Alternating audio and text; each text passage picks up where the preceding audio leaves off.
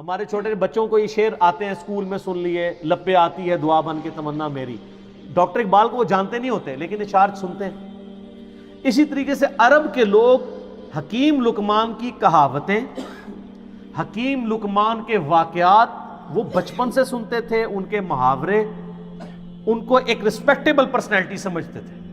بس اس سے زیادہ کچھ نہیں تھا. نبی نہیں تھے وہ، کسی نبی کے صحابی بھی نہیں تھے وہ، کیونکہ قرآن حکیم میں جو سورہ لقمان میں ان کا ذکر آیا تو انہوں نے صرف توحید اور آخرت کا ذکر کیا، کسی نبی کی پیروی کا ذکر نہیں کیا. ورنہ یہ نبی پہ واجب ہوتا ہے کہ جب وہ دین سکھا رہا ہوتا ہے تو وقت کے پیغمبر کی پیروی کا حکم دیتا ہے. وہ بھائی ایک عام انسان تھے جو دین فطرت کے اوپر تھے، یعنی انہوں نے نیچر کو آبزرو کیا. یہ فطرت ایک توئیں والی ہوتی ہے، وہ فطرت نیچر. ایک ہے تا جہاں پہ کسی پیغمبر کا پیغام نہ پہنچا ہو لیکن فزیکل فینومینا آف نیچر، قانون قدرت کو، التذکیر بھی لا اللہ کو آبزرو کر کے ایک بندہ اللہ تک پہنچے. اس طرح وہ گاڈ تک پہنچ چکے تھے. ان کی سب نصیحتیں پڑھیں. پہلی نصیحت ہی ان کی کیا ہے؟ یا بنی لا تشرک باللہ ان الشرک لظلم عظیم. اللہ نے بیسیکلی مشرکین عرب کو کہا کہ جس حکیم لقمان کو تم اتنا بڑا بزرگ سمجھتے ہو، اس کی باقی کہاوتیں تو سنی ہوئی ہیں، جو اصل اس کی بات ہے کہ اس نے کہا تھا شرک نہیں کرنا، تو تم شرک کا اڈا یہاں پہ کھولے بیٹھے ہوئے ہو کعبے میں. یہ حکیم لقمان کی تمہیں نصیحت نہیں پتا. جس طرح ہم ناسبیوں کہتے ہیں کہ بخاری مسلم میں رفع الیدین کی حدیثیں ہیں تو آل امیہ کے خلاف بھی ہیں، تو یہ حدیثیں نہیں ماننی تم نے. الزامی جواب، اینٹی وینم پھکی کے طور پہ. تو یہ سورہ لقمان اس لیے ان کو ایڈریس کرتی تھی. وہ بچپن سے جانتے تھے کہ حکیم لقمان بہت دانا تھا، بہت عقل مند شخص تھا. تو عقل مند شخص توحید کی دعوت دینے والا تھا، اس کی توحید کی نصیحت تو تم نے بھلا دی ہے، شرک کا اڈا بنایا ہوا ہے کعبے کو. تو اللہ تعالیٰ نے اس لیے ان کے نام پہ سورت رکھی. حبشی النسل تھے، موٹے ہونٹ. حبشی کس طرح کا ہوگا؟ یہ تو آپ کا کرائٹیریا ہے نا، خوبصورت شکل ہو، ناک باریک ہو، ہونٹ پتلے ہوں. اللہ کے نزدیک تو مسلم شریف کی حدیث ہے اللہ تمہاری شکلوں اور مال کو نہیں دیکھتا، دلوں اور اعمال کو دیکھتا ہے. تو شکلوں کو کیوں دیکھے؟ شکل بنائی کس نے؟ اللہ نے. تو اس نے شکل کو کیوں دیکھنا ہے؟ اعمال کا اختیار آپ کو دیا، اس لیے آپ کے اعمال کو دیکھتا ہے. دل میں اچھائی اور برائی کی تڑپ اور اس کو ایگزیکیوٹ کرنا، اس کا اختیار اس نے آپ کو دیا، اس لیے اس کے اوپر جج کرتا ہے. تو حکیم لقمان کے بارے میں آپ کو اسلام کی جو پہلی تفسیر ہے نا ابن جریر کی، امام طبری جنہیں کہتے ہیں، المتوفا 310 ہجری، انہوں نے تفسیر ابن جریر لکھی ہے. ابن کثیر نے المتوفا 774 ہجری، انہی سے اکثر چیزیں کاپی کی ہیں.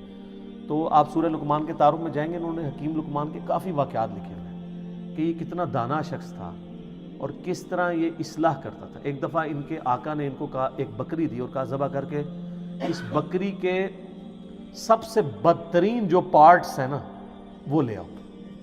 تو انہوں نے بکری ذبح کی، زبان اور دل اٹھا کے لے آئے. اب پھر ایک بکری اور مالک نے دی اور کہا اس کے سب سے بہترین پارٹس لے کے آؤ. پھر زبان اور دل اٹھا کے لے آئے. مالک نے کہا کہ یہ کیا؟ انہوں نے کہا یہ زبان اور دل اگر ٹھیک ہو جائے نا انسان کا تو اس سے بہتر اعضاء کوئی نہیں. اور اگر زبان اور دل ڈی ٹریک ہو جائیں تو ان سے برا کوئی عضو بھی نہیں ہو سکتا. یہ جناب حکیم لقمان تھے. تو اللہ تعالیٰ نے مشرکین عرب کو کہا کہ ان کی توحید کی نصیحتیں، پھر آخرت میں پیشی کی نصیحتیں. حکیم لقمان کی نصیحتوں میں میرا پورا لیکچر ہے، مسئلہ 177 آپ جا کے دیکھیں تو آپ کو پتہ چلے گا جی حکیم لقمان نے کیا کیا نصیحتیں. سورہ لقمان میں 8 نصیحتیں تھیں ان کی، 2 اللہ نے مزید ایڈ کر کے تلک عشرۃ کاملہ، اور وہ 2 نصیحتیں ماں باپ کے ساتھ اس نے سلوک کی ایڈ کی، جو حکیم لقمان نے شاید عاجزی کی وجہ سے اپنے بچے کو نہیں کی، شاید موت کا وقت تھا تو اب وہ اس کو سکپ کر گئی یا اور لوگ ان سے ہوگی، تو اللہ تعالیٰ نے اسے پرفیکٹ کیا. ان نصیحتوں سے کئی آئیڈیا نہیں ہوتا کہ انہوں نے وقت کے پیغمبر کی پیروی کا کہا ہو. اس سے لگتا ہے کہ وہ ایک ایسے شخص تھے جنہوں نے فزیکل فینومینا آف نیچر کو آبزرو کر کے خدا تک پہنچ چکے ہوئے تھے کہ اس کائنات کا ایک کریٹر ہے اور Allah is the only explanation of all the physical phenomena in this world. وہ اتنی رکت انگیز ان کے الفاظ ہیں، اے بیٹے اللہ کے ساتھ شرک نہ کرنا، بے شک شرک سب سے بڑا گناہ ہے، سب سے بڑا ظلم ہے، اور اگر تم پہاڑ کی چٹانوں میں یا آسمانوں میں بھی کوئی گناہ کرو گے تو قیامت الدن اللہ تعالیٰ تمہارے سامنے لے آئے گا. اچھا آسمانوں میں کس نے گناہ کرنا تھا؟ اس زمانے میں تو اڑتا تو کوئی بھی نہیں تھا، لیکن آج آپ کی ساری اسمگلنگ پاکستانی ایئر ہوسٹس جو کر رہی تھی اور جو کچھ باقی معاملات ہوتے ہیں وہ آسمانوں میں ہی گناہ ہو رہے ہوتے ہیں. تو وہ یہ نہ سمجھیے گا انہوں نے زمین پہ گناہ نہیں کیا، آسمانوں میں قرآن میں لکھا ہے آسمان میں بھی کوئی گناہ کرو گے اللہ تعالیٰ لے آئے گا قیامت والے دن. وَمَن يَعْمَلْ مِثْقَالَ ذَرَّةٍ خَيْرًا يَرَهُ فَمَن يَعْمَلْ مِثْقَالَ ذَرَّةٍ خَيْرًا يَرَهُ وَمَن يَعْمَلْ مِثْقَالَ ذَرَّةٍ شَرًّا يَرَهُ. ذرہ برابر نیکی بھی کرو گے وہ بھی لے آئی جائے گی، اور ذرہ برابر گناہ کرو گے وہ بھی قیامت والے دن تمہارے سامنے لا کے رکھا جائے گا. ہاں بھی جواب دو اللہ. تو یہ حکیم لقمان نہ تو کوئی پیغمبر تھے، نہ کسی پیغمبر کے فالوور تھے، نہ کوئی صحابی تھے کسی پیغمبر کے، نہ کوئی تابعی تھے. ایک سلیم الفطرت انسان تھے جو خدا تک پہنچ چکے ہوئے تھے. اور ایسا شخص اہل فطرت کہلاتا ہے، یعنی فطرت ایسا شخص جس تک یہ تا کے ساتھ ہوتا ہے، جس تک وقت کے پیغمبر کی دعوت یا کسی پیغمبر کی دعوت نہ پہنچی ہو. ایسے شخص کے لیے صرف ایک اللہ کو ماننا اور آخرت کا یقین کر لینا کافی ہے. چاہے نبی کی دعوت نہ بھی پہنچی ہو، اس کے لیے بس یہ اتنا اجمالی عقیدہ رکھنا کافی ہے. البتہ جب وقت کا پیغمبر آ جائے پھر اس کو ڈینائی کرے گا تو وہ کافر ہوگا. لیکن ایسے لوگ عموماً ڈینائی نہیں کرتے. اس کی آپ کو نمائندہ مثال بتاتے ہیں. سیدنا زید بن عمر بن نفیل، آپ کو پتہ ہے نا ان کے بارے میں؟ صحیح بخاری میں آتا ہے. ان کا ایک بیٹا ہے سعید ابن زید. سعید ابن زید کو جانتے ہیں؟ اشرا مبشرہ والی حدیث والا، مغیرہ ابن شعبہ اور حضرت معاویہ کے ساتھ جھگڑا کرنے والا، اور مولا علی کی شان میں 10 صحابہ کے جنتی ہونے والی حدیث سنانے والا، حضرت عمر کا بہنوئی سعید ابن زید، شروع کے مسلمانوں میں سے. ان کا باپ تھا زید بن عمر بن نفیل. اس کے اوپر بخاری میں چیپٹر ہے. یہ اہل فطرت میں سے تھے. نبی علیہ السلام فرماتے ہیں کہ مجھے صحیح طرح یاد ہے، میں جوانی میں تھا، اس وقت اللہ نے مجھے مبعوث نہیں کیا تھا. ایک جگہ میں دعوت پہ گیا تو وہاں پہ لا کر دسترخوان کے اوپر کھانا رکھا گیا، اور نبی اسلام کی اس وقت عمر 25 سال تھی. تو آپ کہتے ہیں کہ میں نے زید بن عمر بن نفیل کو دیکھا کہ وہ اس دسترخوان سے اٹھ گیا اور اس نے کہا کہ میں بتوں کے نام کا ذبیحہ نہیں کھاؤں گا. ہائے ہائے ہائے. آپ فرمائے پوری امت بن کے اٹھے گا وہ، اور وہ کعبے کے ساتھ لپٹ کے کہا کرتے تھے اللہ میں صرف تجھے پوجنا چاہتا ہوں. لیکن وقت کے پیغمبر کی کوئی تعلیم ان تک نہیں پہنچی ہوئی تھی. مواحد تھے، وہ یہ مانتے تھے بت پرستی حرام ہے. پیغمبر کی دعوت نہیں تھی. اسلام آنے سے پہلے دنیا سے چلے گئے. لیکن آپ دیکھیں امام بخاری نے رضی اللہ عنہ لکھا ہے. صحابی نہیں ہے لیکن بیٹا تو صحابی نکلا نا. پھر سلیم الفطرت لوگ کیسے ہوتے ہیں؟ ان کا بیٹا ہے سعید ابن زید، حضرت عمر کا بہنوئی، جس کو حضرت عمر سے مار پڑتی تھی اسلام لانے کی وجہ سے. اور یہ پھر آخری وقت تک آپ دیکھیں ڈٹے رہے ہیں. وہ تو آپ کربلا والا ریسرچ پیپر پڑھ لیں، جب سب لوگ مسلحت کا شکار تھے یہ تو اعلانیہ مجموعوں میں کھڑے ہو کے کہتے تھے تم جنتی شخص علی ابن ابی طالب پہ لعنت کرواتے ہو. ہم کبھی بھی اس پہ لعنت نہیں کریں گے، کیونکہ میں نے رسول اللہ سے سنا ہے ابو بکر جنت میں، عمر جنت میں، عثمان جنت میں، علی جنت میں. سنن نسائی الکبریٰ میں اوپر تلے کتنی حدیث ہیں، میں نے اس اپنے کربلا والے ریسرچ پیپر میں ڈالی ہے. ایک تابعی آ کے کہتا ہے کہ میں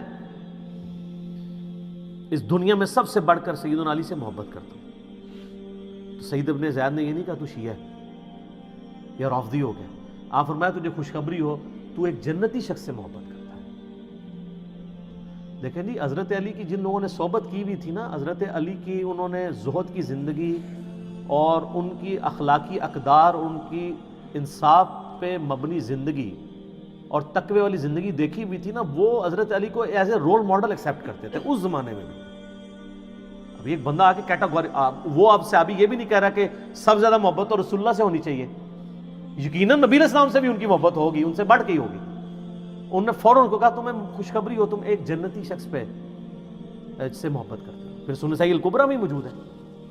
ایک شخص آ کے جو ہے وہ اس طرح آ کے شکایت کرتا ہے کہ جی یہ لوگ حضرت علی پہ سب و شتم کرواتے ہیں. سعید ابن زید کہتے ہیں کہ یہ ہمیں کہتے ہیں ہم اپنے بھائیوں پہ لعنت کریں، لیکن ہم اپنے بھائیوں پہ کبھی بھی لعنت نہیں کریں گے، کیونکہ میں نے رسول اللہ صلی اللہ علیہ وسلم سے 10 بندوں کے بارے میں سنا ہے کہ وہ جنت میں، اور اس میں 10ویں وہ خود تھے. عشرہ مبشرہ میں زید بن عمر بن نفیل کا بچہ سعید ابن زید. تو 9 کے نام بتا کے چپ کر جایا کرتے تھے. ویسے ساڑھے ورگا ہونا کہتا سر پہلا تو میں جے اگے تو گنتی دسنے وہ پہلے باقیوں کے نام بتاتے تھے اور اینڈ پہ کہتے تھے ایک 10واں شخص بھی ہے. پھر لوگ کہتے تھے وہ کون ہے؟ تو کہتے تھے اگر تم ضروری سمجھتے تو میں بتا دیتا ہوں وہ میں ہوں. یہ تھی عاجزی. تو ان کے والد زید بن عمر بن نفیل وہ بھی اہل فطرت میں سے تھے, جسٹ لائک سیدنا لقمان رضی اللہ تعالی عنہ و رحمہ اللہ تعالی و علیہ السلام. اور سر کیا خوش نصیبی ہے, اللہ کو مواحد کتنا پسند ہے کہ نہ وہ صحابی ہو, نہ وہ تابعی ہو, نہ کسی پیغمبر کی اس نے صحبت کی ہو, نہ کسی پیغمبر کا کلمہ پڑھا ہو, لیکن ایک اللہ کا ماننے والا ہو, شرک سے بیزار ہو, آخرت میں اللہ کی جواب دہی کا یقین رکھتا ہو. اس کے نام پہ پوری سورت ہے, اور اللہ تعالیٰ اس کے اقوال کو توحید کی دعوت کے لیے رول ماڈل کے طور پہ مشرکین عرب کے سامنے رکھ رہے ہیں. آپ ذرا دیکھیں کہ حضرت لقمان, سر اس سے یہ پتہ چلا, لوگ کہتے ہیں نہیں ساری دنیا برباد ہوگی, اور دنیا تو برباد ہونی ہے, غریباں دی اور ہونی ہے. آخرت آپ اپنی دنیا میں بڑے سے بڑے امیر آدمی سے بھی اچھی کر سکتے ہیں, وہ آپ کے اپنے اختیار میں. لقمان نے کر کے بتائیے نا. نہ نبی ہے نہ کوئی صحابی ہے. اگر نبی ہوتے تو کہتے میری پیروی کرنا, نبی تو کہہ کے جاتا ہے. نبی علیہ السلام نے ہمیشہ اپنی پیروی کا حکم نہیں دیا. تو اگر آپ نبی بھی نہیں, صحابی بھی نہیں, تابعی بھی نہیں, ایک عام اہل فطرت میں صرف اللہ کو ماننے والے ہیں, تو اللہ کو اتنے پیارے ہیں کہ آپ کے نام پہ سورت